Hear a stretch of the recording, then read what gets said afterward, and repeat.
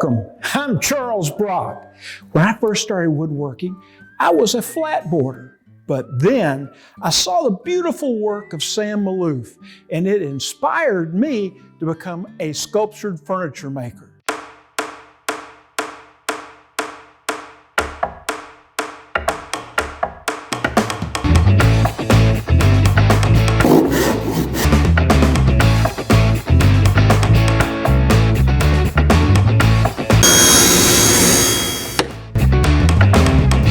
Let's go!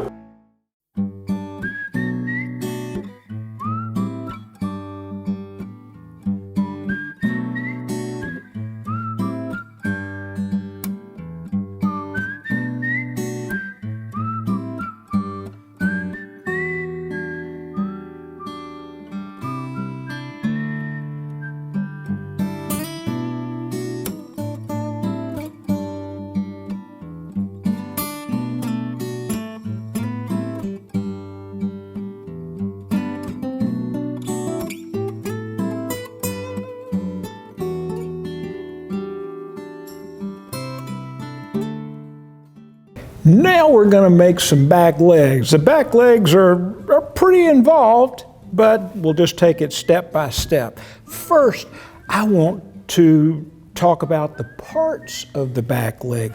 This is the lower back leg down here. This part is the seat stem. So when you hear me refer to the seat stem, this is what I'm talking about. The area where the seat is going to join to the back leg. And this is the arm stem. If that's the seat stem, this is the arm stem. Thus, the arm connects here. Now, between the two back legs, you're going to have a headrest, and it's up here. So we've got to first learn how to make and cut out a leg like this. And of course, you want to make two that match. If they don't match, that chair's never going to rock right. I've got a piece of wood here that looks like it's an appropriate piece of wood at first glance. This is 8/4 in the rough. 8/4 means 2 inches. 4 into 8 goes 2 times, 2 inches. 4/4 stock is just too thin. Don't even think about laminating it together. It's just not the way to go. But get a good solid piece of 8/4 stock that in the rough is going to be a little bit thicker than the 2 inches. Don't buy stock that has already been planed down. It's a rough way to go because you've still got to face joint each piece. One side has to be flat so that you can run the other side through the planer. So I am telling you, try to find your stock in the rough. I'm starting out to assess this board. I want to see if I can get 2 legs out of this board. One reason is to keep them in the same color family, get them to kind of match, and I think that's important. Also, I want to minimize waste, and you do have a good bit of waste when you have to make 2 legs out of a board because of their shape. So the first thing I'm going to look at is, here we have the bottom of the leg. It's got a little bit of a curve to it. Now, looking at my stock here, I'm seeing that the grain is kind of working this way. So if I start out using the grain to advantage right there and take advantage of that, the flow of that grain, then this is going to be real helpful. Now, I've got to look at the end here. The end, which I don't know that you can see real well, but right here, there are no splits, there are no voids. There's nothing that's going to cause me a problem here. It's some really great stock. So I am going to draw out the leg here. We're going to end up drawing it a couple of times, but right now I'm trying to make sure that this is going to fit on this board, and it will give me an opportunity to go to the bandsaw, and I'll cut, if I can get both legs on here, I will cut them apart. And so there's one right there.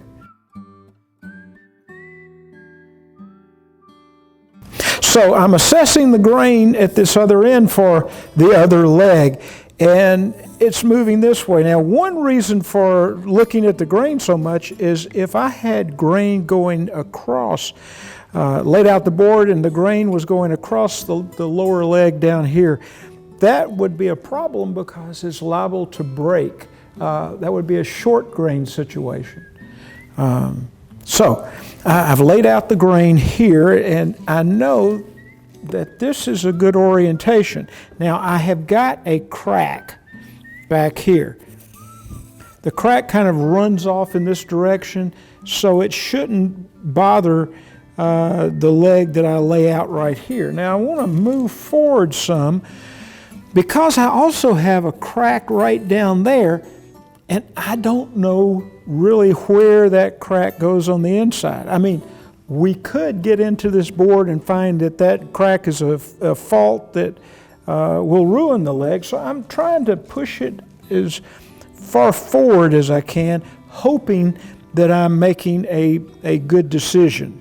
But time will tell, and and we'll see where we are when we get there. You never know what you're going to find inside of a board. I've cut into boards before. A nice big beautiful piece of walnut, and found a ball from a rifle that probably it was a Civil War bullet of some sort. And the bandsaw went zing right through it, and it was a piece of lead, a little lead ball, and ruined the blade and gave me a chance to really think about what might be inside of a tree and where it came from. All right, now I want to take this to the bandsaw, and I want to start out by cutting right between these two. And once I get them apart, then we can find out if this board is going to make it or not.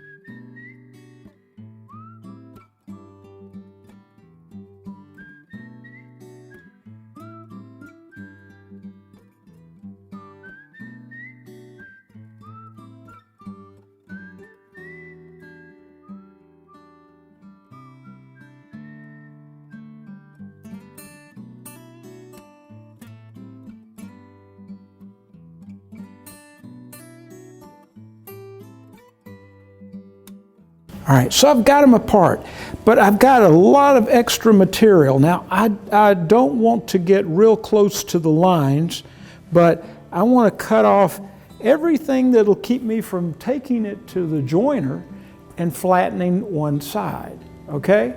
So I'm going to take both boards, and I'm going to cut off everything that's kind of unnecessary.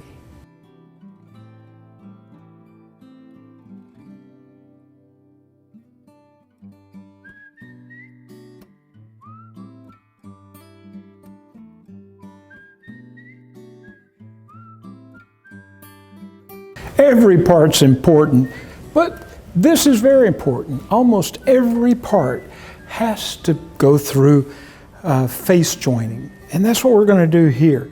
We're going to try to make one side of the back leg flat, and so it's better if you have at least an 8-inch joiner. It's harder to do this on a 6-inch joiner, and a 4-inch joiner, forget it. You might as well head to the store. So watch me. I'm going to kind of swing it through and make it flat.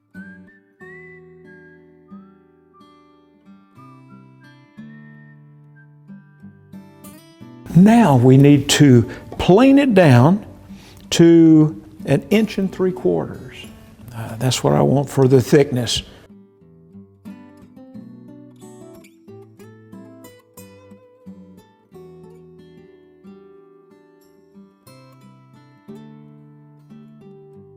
I've got the thickness I want, and I am ready to draw it out again. This will be kind of the final time. I want to do a very careful job of drawing it out so that I can take it to the bandsaw and cut it out. Now, the stems, the arm stem and especially the seat stem, are just very, very important to get them absolutely flat and square with the face of the board. So the way we're going to do that for the seat stem is this way. There's the seat stem right there.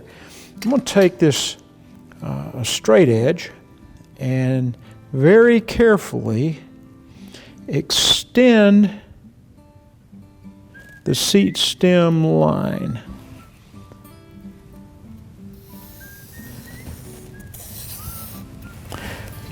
Then I can go over to the bandsaw and I can cut on that line and then take that to the jointer and I can joint the seat stem. Then I'll go ahead and cut out the rest of the back leg. That way I am guaranteed a nice flat seat stem that is jointed at 90 degrees to the face of the board. So just watch me.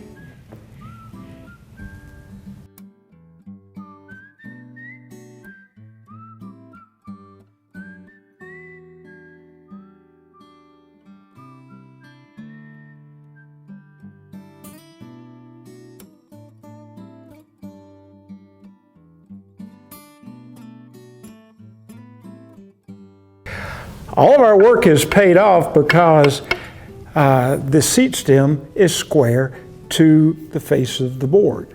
That's great. Looks like we've got a nice leg here. Now, the arm stem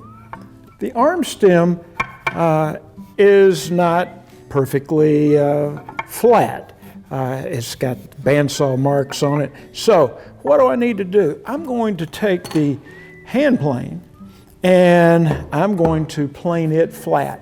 It's not so important that the arm stem be at 90 degrees to the face of the board, but the seat stem has to be just right, or the joinery will never work.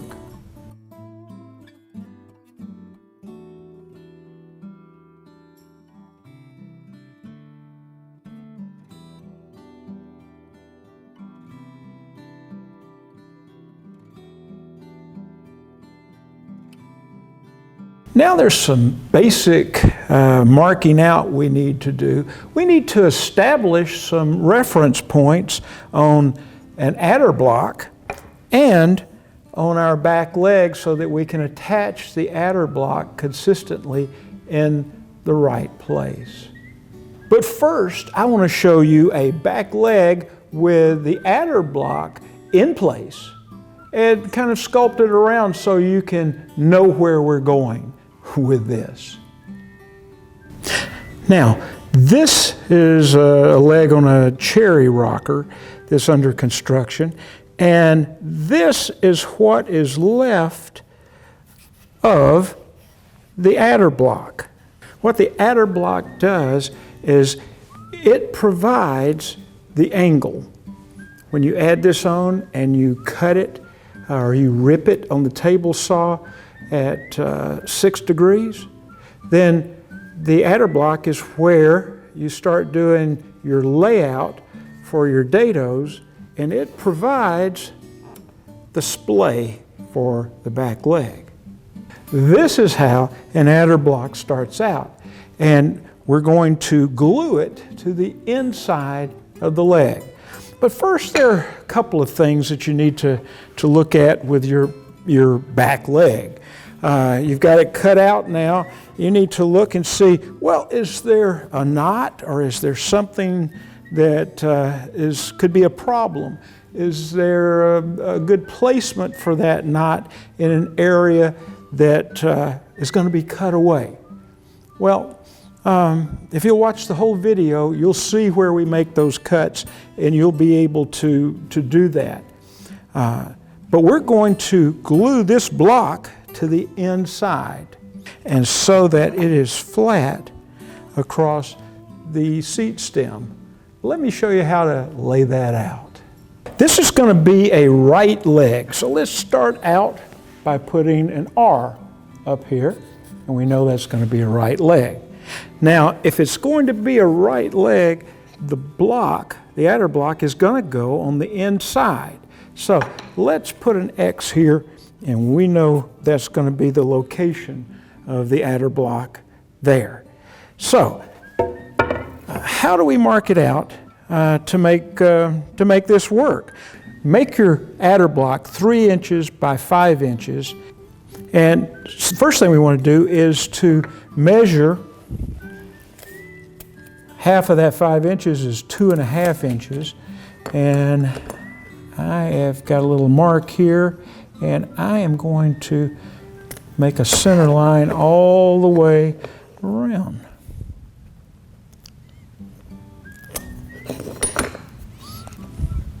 And this is going to be a reference point that we will keep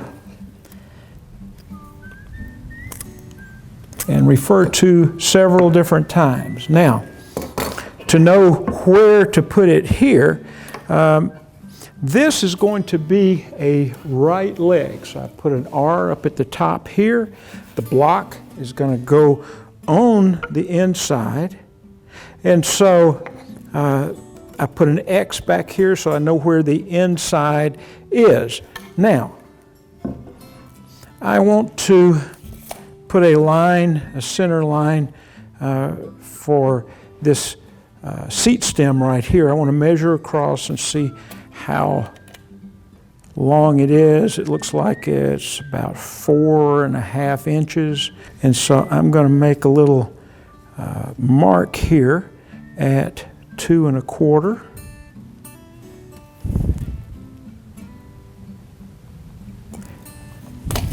And that's right in the center. And then I can chase this around. Now, I would normally use a pencil for this. I'm using kind of a white pencil right now so that you can see it. And you do go all the way around because you need this reference line several times in different places. So.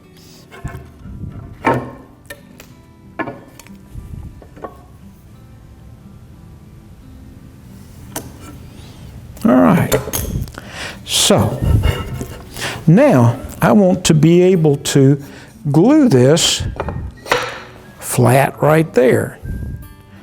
Let me show you how I do it.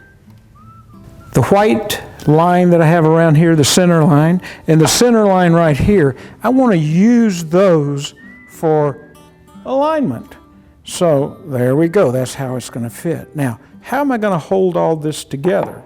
Well, first I've got a board here that has been covered with wax so that the back leg assembly won't glue itself to the board. We're going to use it as a reference for flat so that we can create the front of the seat stem in a very flat, square manner. That's what we're working toward. So, to start with, I want to clamp the front of the seat stem down flat. That's using this reference here.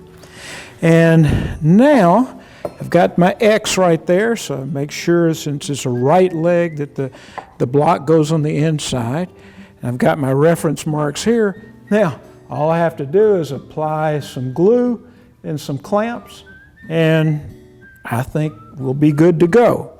Now, one thing you might run into is you put glue on these two pieces and they tend to want to move back and forth as you tighten the clamps. So I'm going to do a little bit of a rub joint here. I'm going to apply the glue and then I'm going to rub it back and forth, and it'll start kind of, one piece will kind of suck the other in, and it'll be harder to move it, and finally I can just clamp it very easily right here. So give it a watch and give it a try.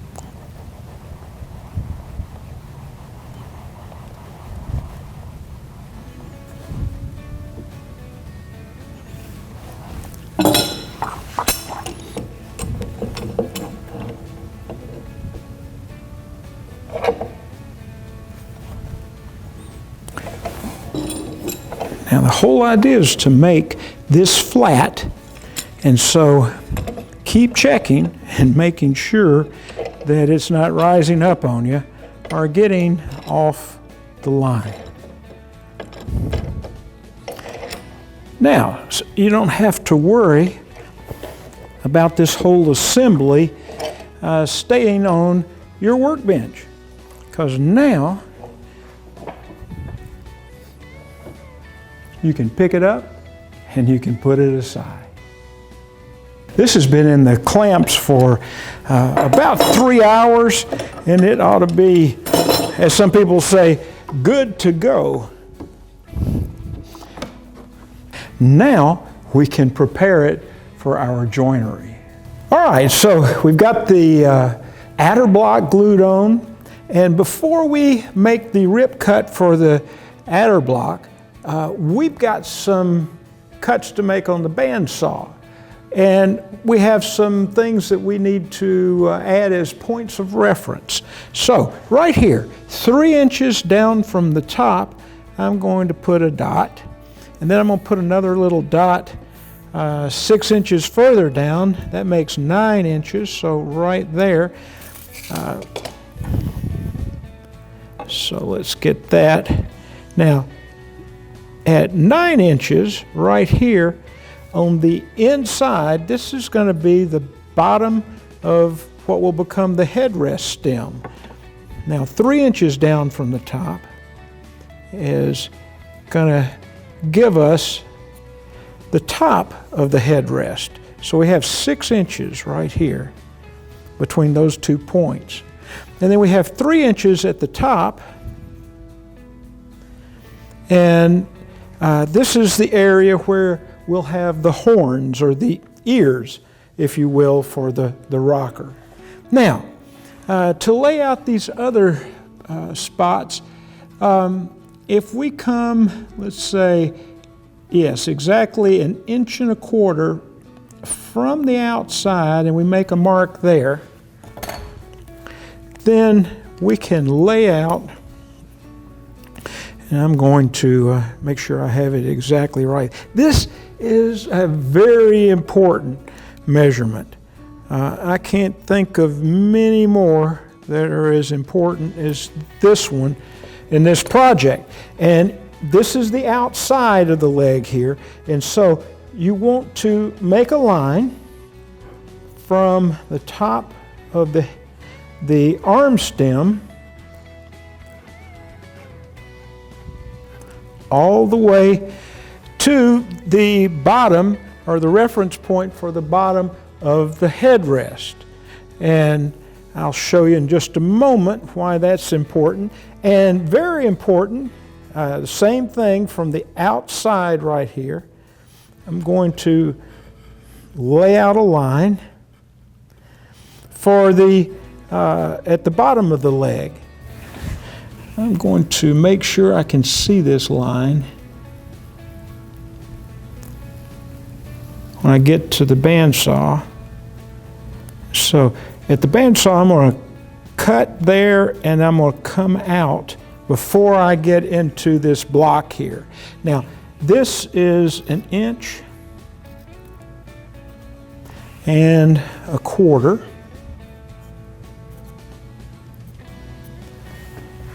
And this is the part we're going to keep, and that's the part we're going to cut off. And it's very, very important to make a very nice cut of this.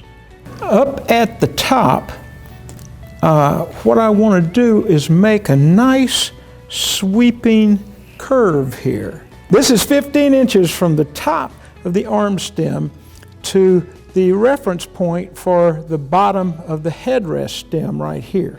Headrest stem will be on the inside and the arm stem is on the front right here. So I want to measure and find a point between those two references, and it's 15 inches, so at 8.5 inches, I'm going to make a little dot on that line that I made. Remember, I measured 1.25 inches over.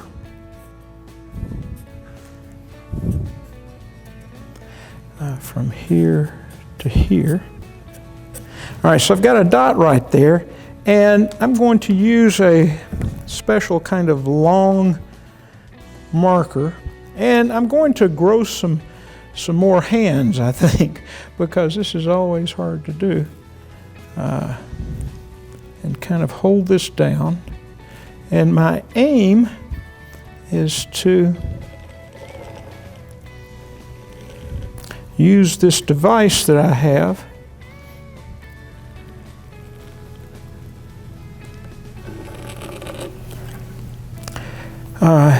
and this device is called an adjustable ship curve. It's 24 inches long. You may not be able to get this anymore, but all you need to do is to draw a curve there. So just take your time and lay out the best curve you can. Then you're going to cut it at the bandsaw, and then you've got to sculpt it so that both of the curves reconcile to one another anyway. So this is just a good way to kind of set the trend there, if you will. All right, so I've got my curve, and I've got a line to cut on right here. I'm going to get rid of this, and I'm going to get rid of this down here at the bottom at the bandsaw. Come with me and we'll take care of it now.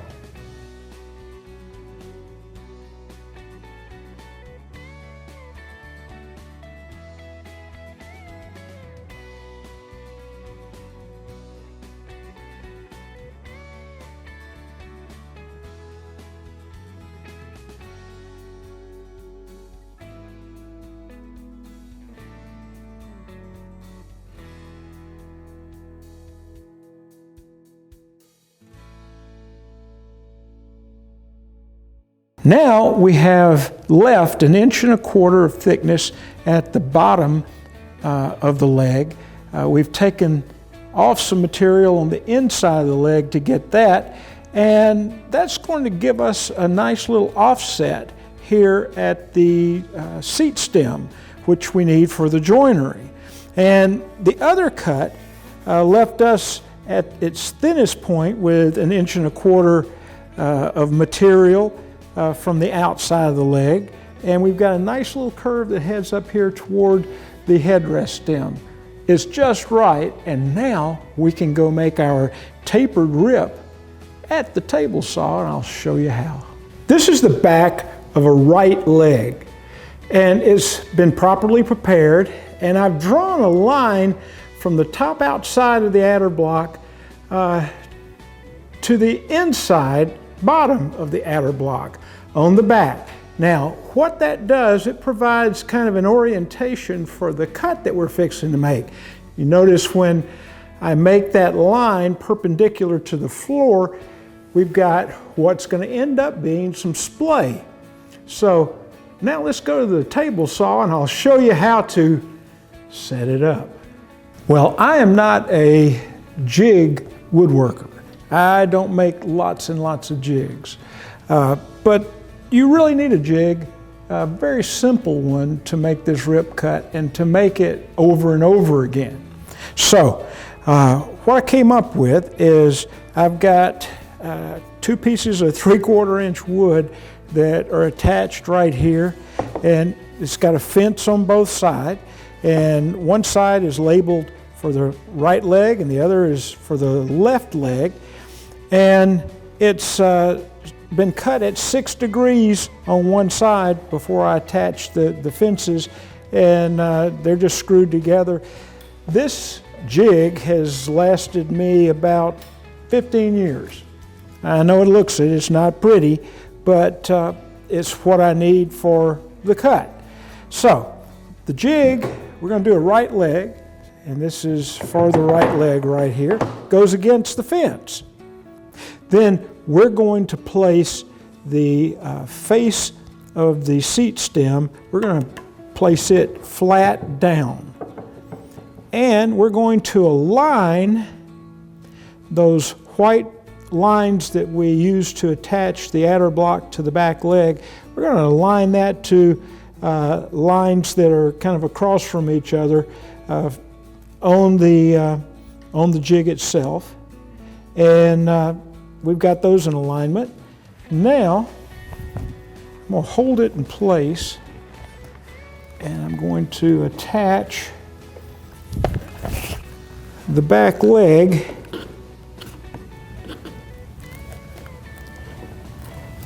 to the jig with some spring clamps.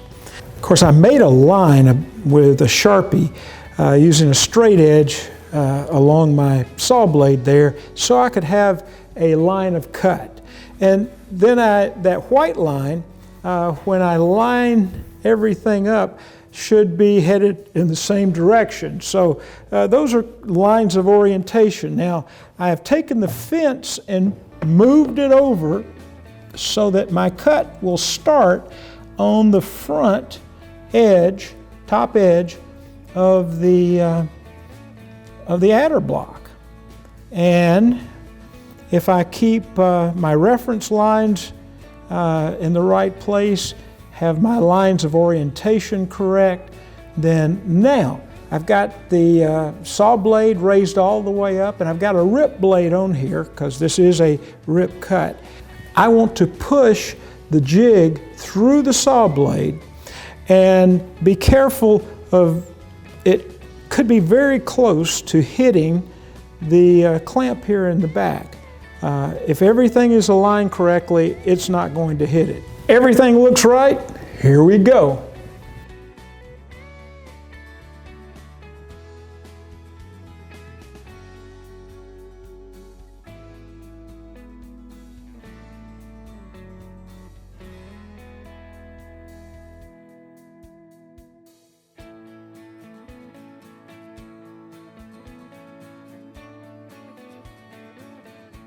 Now you want to keep these 6-degree wedges. They are very important a little later on. We have got to make the seat stem right here, we've got to make the joint square because it's got to fit into that square notch that we made in the back of the seat. If it doesn't, it's just never going to look right. So I'm going to take my square and I'm going to look at it again. And I'm going to take my time. This has just got to be right. All right. And it needs just a little bit of trimming right here. And so, take a look at the grain. That's just right. Well, we're going to start with the first thing to do, which is to find a starting point. Now, this between here and here, I just want to find a point about in the middle. So there is that point right there. Now, I have laid out a center line right here, a center line in the center between this side and that side right there. this is 3 inches in width, and so at about 1.5 inches. Got that center line. Now, the reason for having that is so that we'll have something to land on here. Now, this is an important measurement. I want to go 9 3/4 of an inch up to that center line. So from the center here to the center line there at 9 3/4 of an inch, and I'm going to make a little mark right there. All right. Now, this is very important too. I've taken a red pencil and I've rubbed it back and forth right here and made it really stand out. And this is kind of the magic corner. This is the corner that's going to sit in the corner of the notch that we made in the back of your chair seat. So we're going to do most of the layout from that corner right there. So I'm going to place the square there against it, and I'm going to make a cut line. All right, so let's hold everything in place and make that cut line. Very good. All right, so we've got a really good cut line right there. And now I want to turn this around. And again, see where my red line is? It's right there. I can see where to place my knife in that cut line. And that's the way we keep this 6 degrees in place so you can get the splay that you need. All right, so I've got the bottom of the dado laid out on both faces here. All right, now, how do we find the top of the dado? I can answer that question by taking the caliper to the right notch, the back of the seat, and I'm going to tighten it up right here. And again, you get a more accurate thickness if you measure the in-grain side than the face grain side. So I've got this measurement right here. That's going to be good. All right, it looks like the tenon is about 3/4 of an inch on that joint. I really don't care so much about it because I've got it loaded into my caliper right here. So I'm going to take one leg of the caliper and I'm going to lay it on that line, take the other leg and place it right here. And now, all I have to do, again, from this magic edge right here,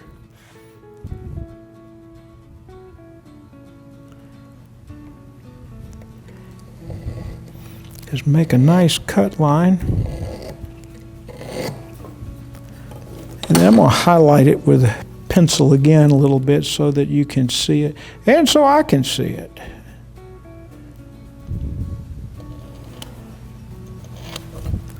All right, that's good. Now we've got to chase it around to the other side.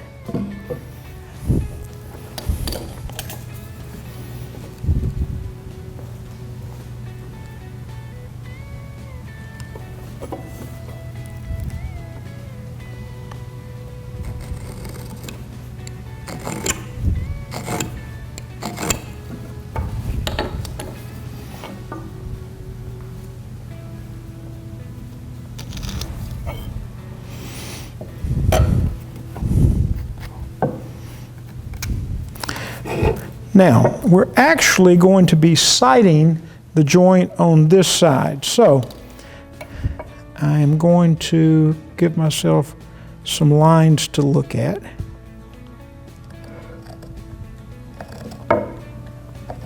And I don't want to come all the way across this face, just about a 1/2 inch. As long as I know I've got a 1/2 inch covered, then I am good to go. Now the same thing over here.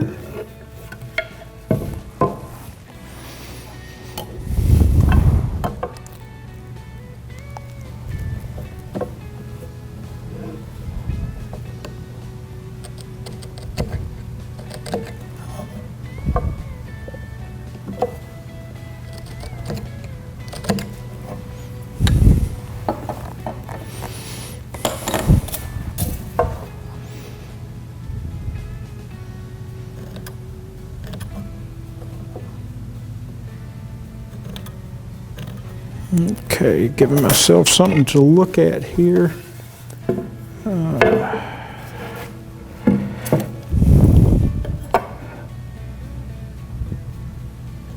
Now, I want to get the depth of this joint over here. So I'll know how deep to cut. So I'm laying out the depth line right here, and I can set my marking gauge, put it right into that little place. I've got it loaded up, making a line there. Highlight it a little bit so I can get a little glare when I'm trying to set it at the table saw. And same thing right here. Yeah, once you have that information loaded onto a tool, then you just use it over and over again. Yeah, there we go. Now, I've got it all laid out. Let's go to the table saw and make that cut.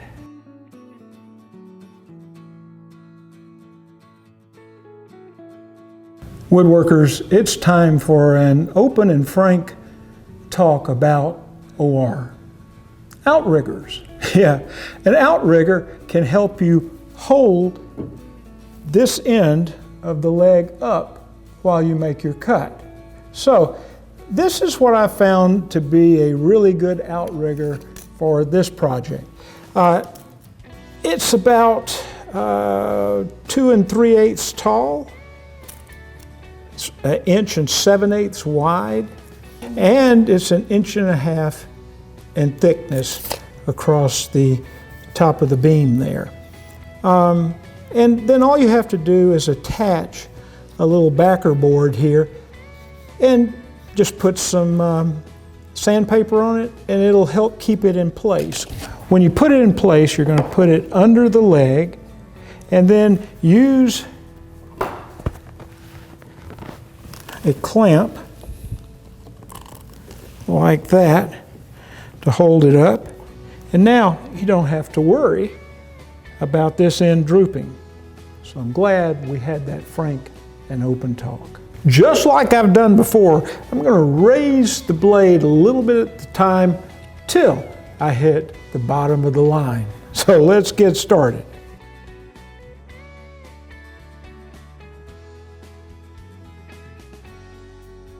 All right, let's give it a try. Oh man, that fits. That's great.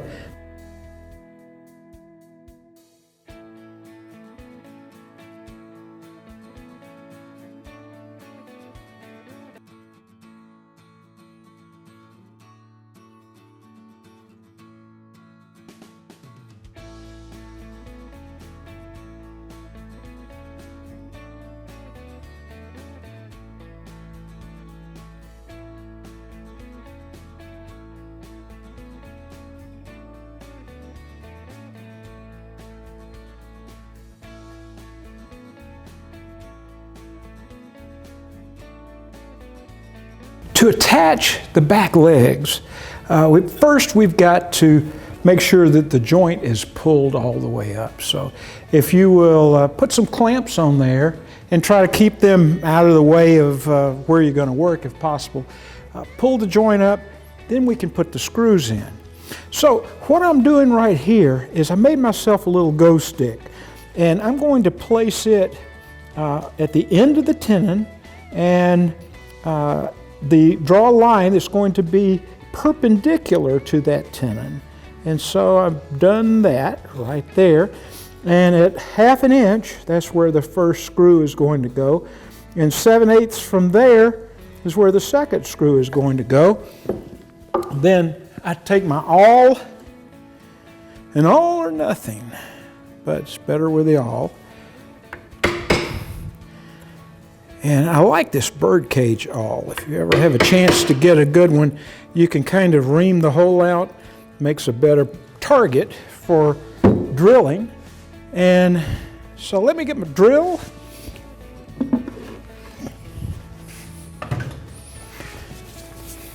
And I'm going to use the Miller dowel bit. It's a XJ or a 1XJ. And it works great with these number 10 3-inch long SPAC screws. I can drill straight down into the tenon, all the way down to this little ring that's on the shank. Pull it out, drill the next one, drive the screws, and by golly, we'll have it attached until we're ready to glue that back leg on. So, we've got some screws here, got a drill bit.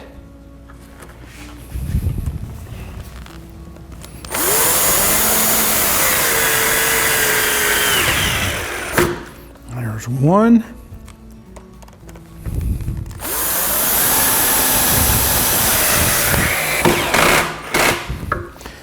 One more. Do the other side. I think we've got one more front leg to put screws in. We'll be all legged up. Don't forget to mark around the top of the joint.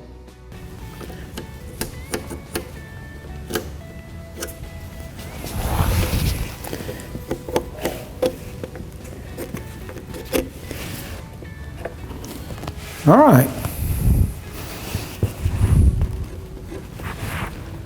What's next? The arms. We're going to attach the arm between point A and point B, and I'm going to show you how to really make that arm sing.